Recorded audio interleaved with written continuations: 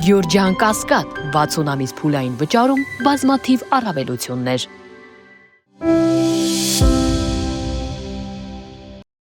Հայաստանում 2026 թվականը մեկնարկել է գնաճային ակտիվ ֆոնով։ Վիճակագրական կոմիտեի հրապարակած տվյալների համաձայն հունվարին սպառողական գների ընդհանուր մակարդակը նախորդ տարվա նույն ամսվա համեմատ աճել է 3,8%-ով։ Թվացյալ չափավոր ցուցանիշի հետևում սակայն թաքնված են առանձին շուկաներում շատ ավելի զգալի տեղաշարժեր։ Գնաճի հիմնական ճնշումը կրկին ձևավորվում է պարենային հատվածում։ Սա հատկապես կարևոր է, քանի որ սպառողական զամբյուղում սննդամթերքը շարունակում է ունենալ զգալի կշիռ և ցանկացած փոփոխություն անմիջապես անդրադառնում է քաղաքացիների բյուջեի վրա։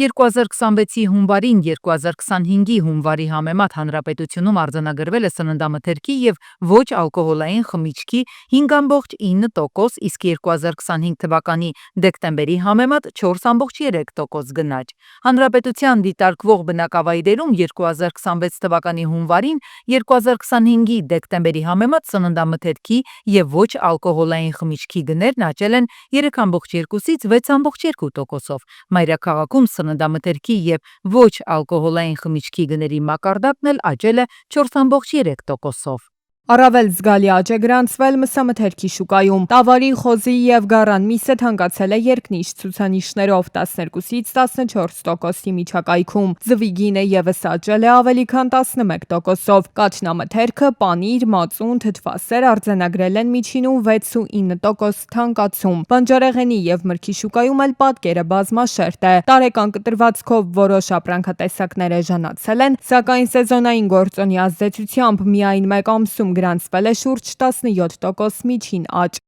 2026 թվականի հունվարին 2025-ի դեկտեմբերի համեմատ մրգի և բանջարեղենի ապրանքախմբերի միջին կշռված գնաճը կազմել է 17,57%։ Այս ապրանքախմբերը սպառողական զամբյուղում ունենալով 8,55% տեսակարար կշիռ նպաստել են սպառողական գների ընդհանուր մակարդակի աճին 1,46%-ային կետով։ Ոչ պարենային ապրանքների շուկայում իրավիճակն ավելի զուսպ է։ Տարեկան աճը մոտ 1%-ի սահմաններում է։ Ավելին, բենզինը և դիզելային վառելիքը տարվա ընթացքում որոշակի էժանացել են շուրջ 3,6%-ի չափով, ինչը մասամբ մեղմել է ընդհանուր գնաճային ֆոնը։ Սակայն հեղուկ գազի շուկայում արձանագրվել է կտրուկ թանկացում, ամսական գրեթե 19%։ Հետաքրքիր հանգամանք է, որ գնաճը տեղի է ունենում դրամի հարաբերական արժևորման պայմաններում։ Դոլարի նկատմամբ դրամը տարվա ընթացքում ամրապնդվել է մոտ 4,5%-ով, իսկ միջին փոխարժեքը կազմել է շուրջ 380 դրամ $1 դիմաց։ Սա նշանակում է, որ գների աճը պայմանավորված չէ փոխարժեքային ճնշմամբ, այլ հիմնականում ներքին և ոլորտային գործոններով, արտադրական ծախսերի, ներմուծվող հումքի, սեզոնայնության և պահանջարկի փոփոխությունների ազդեցությամբ։ Հայկական ատոմային էլեկտրակայանի ռեզերվային ճգնաժամային կենտրոնի կառուցումն ավարտին հասցնելու համար նոր տարածք է տրամադրվել։ Համապատասխան որոշումն ընդունվել է կառավարության նիստի ժամանակ։ Կենտրոնը սկզբում նախատեսված էր տեղակայել Երևանի Մալաթիա Սեբաստիայում գտնվող արտադրական տարածքի 3-րդ հարկում, սակայն անվտանգության պահանջներից ելնելով փոխվեց վայրը և նպատակահարմար եղավ այն կառուցել նկուղային հարկում։ Դա պայմանավորված էր նկուղային հարկերի առավել պաշտպանված լինելու հատկությամբ, թե հնարավոր ռադիացիոն վթարների և թե քաղաքացիական պաշտպանության տեսանկյունից, ասված է որոշման հիմնավորման մեջ։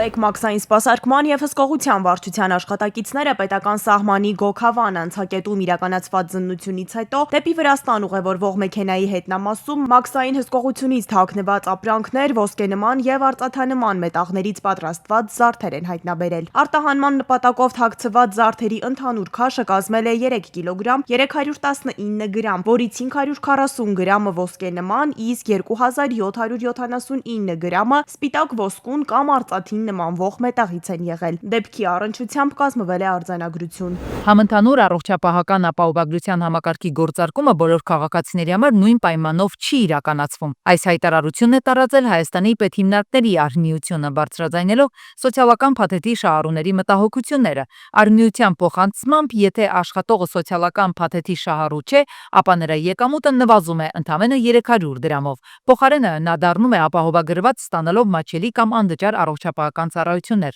Սա հնարավոր է դառնում պետական սուբսիդավորման շնորհիվ, սակայն իրավիճակը տարբեր է սոցիալական փաթեթի շահառուների դեպքում։ Նրանց եկամուտը նույն ծառայությունից օգտվելու համար նվազելու է արդեն 6300 դրամով, քանի որ պետությունը տվյալ խմբի համար սուբսիդավորում չի նախատեսել։ Հայաստանի պետհիմնարկների եւ տեղական ինքնակառավարման մարմինների աշխատողների արհնիությունը դիմել է կառավարությանը, նշելով, որ սոցիալական փաթեթի շահառուների շրջանում դժգոհություն կա։ Ըստ արհնիության ապահովագրական համակարգում ներառվելու պայմանների անհամաչափությունը խտրական վերաբերմունքի տպավորություն է ստեղծում։ Բազմիցս հայտարարվում է, որ պետական աշխատողներն առանց այդ էլ ցածր են վարձատրվում, սակայն վերոնշված կարգավորումներով սոցփաթեթի շահառուների համար ավելյալ ֆինանսական բեռ է ավելանում։ Որպես պետական եւ համայնքային ոլորտի աշխատողներին միավորող եւ շահերը ներկայացնող արհմիություն խնդրել ենք վերանայել վերոնշյալ մոտեցումը, պահպանելով աշխատողների սոցփաթեթի 72000 դրամը եւ սուբսիդավորել ապահովագրավճարը, ինչպես դա արվում է մնացած աշխատողների պարագայում։ Այս հարցի շուրջ մտահոգություններ են հայտնում նաև ոլորտի փորձագետները։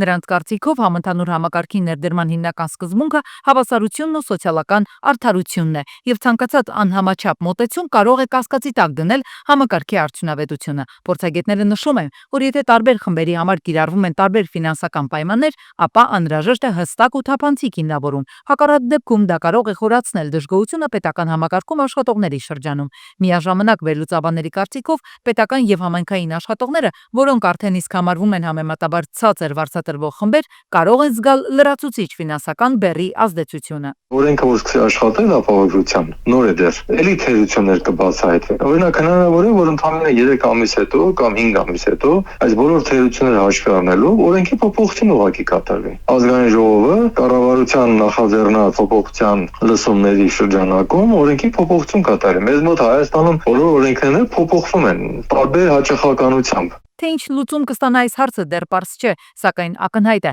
համընդհանուր առողջապահական ապահովագրության շուրջ քննարկումները շարունակվում են, եւ ըստ փորձագետի համակարգի հաջողությունը մեծապես կախված կլինի հասարակության տարբեր խմբերի վստահությունից ու ներգրավվածությունից։ Սիրուն խաղահրապարակը սարքած։ Աշակունյաց 50 կոտրագերեք շենքի բակում գործող խաղահրապարակը քաղաքացիները օգտագործել չեն կարողանում։ Հարևանությամբ գործող 3 դիտահորերն են խցանվել, կեղտաջրերը դուրս են գալիս, ողողում ամբողջ տարածքը, գարշահոտն էլ ամենուր է։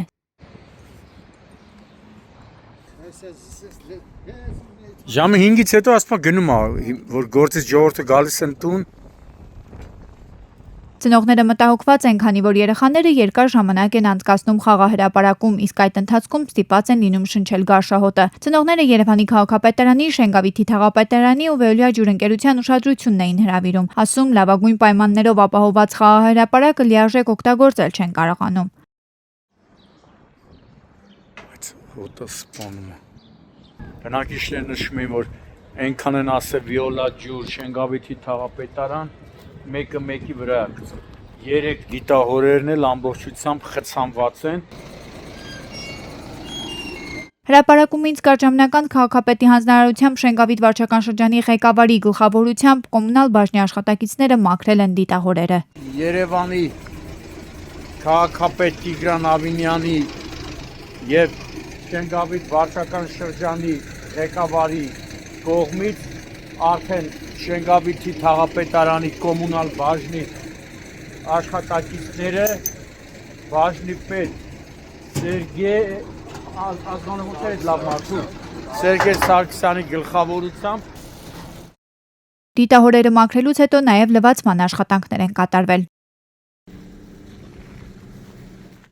Փետրվարի 15-ին ծովագյուղ Շորժա Վարդենից ճանապարհին բախվել են գազ 3110-ը եւ Volkswagen-ը։ Վերջինը կոտրել է բետոնեսյուները, երկաթե պատնեշներն ու կողաշրջվել։ Վարորդները եւ 3 ուղևոր վնասվածքներով տեղափոխվել են Սևան բժշկական կենտրոն։ Վիրավորներին առաջին օգնության են հասել քաղաքացիները, օպերատիվորեն ժամանած Սևան բժշկական կենտրոնի շտապօգնության բժիշկների հերթապահ խմբերը։ Ավելի ուշ հիվանդանոցի զահազանգ է ստացվել, որ վիրավորներից մեկը գիտակցության չգալով մահացել է։ Տեղում էին ոստիկանության բարեկային ծառայության Գեղարքունիքի մարզի գումարտակի առաջին վաշտի բարեկները։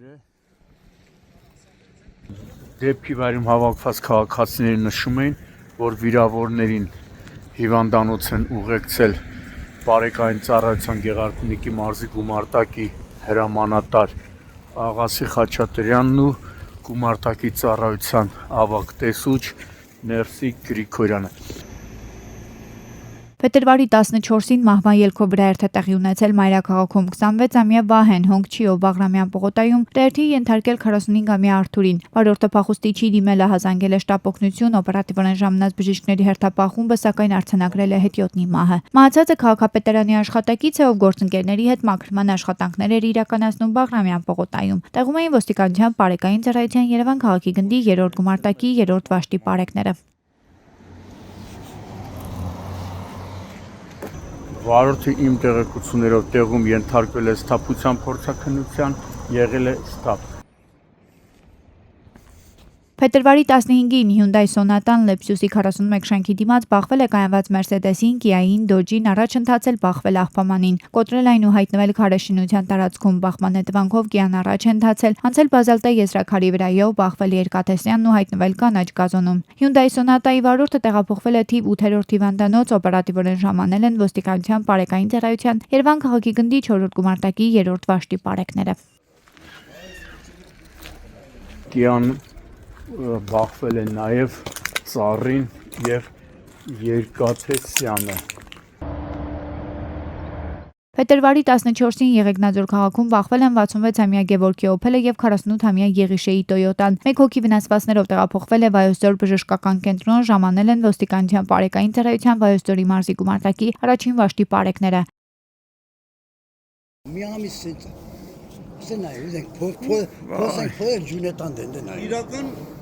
Արմավիրի Բաղրամյան փողոցում բավականին երկար ժամանակ է հակասանիտարական վիճակ է։ Բազմաբնակարանային շենքերի սեփական տների բնակիչները անելանելի վիճակում են։ Անցուդարձ են անում գոյաջրերի միջով, ստիպված են լինում շնչել գարշահոտը։ Ողջ շենքերի տակը, մի շենքերի կնստի շենքի մանա ինչ անենք, վնասել ենք շիվասից։ Ամբողջ այս հատվածը, որ պիտի լիներ կանաչ հանգստի վայր շենքի բնակիչների համար, նույնիսկ բնակիչները պլանավորել էին, որպեսզի այստեղ խաղային բան սարքեն, ճոճանակներ դնեին, երեխաները իրենց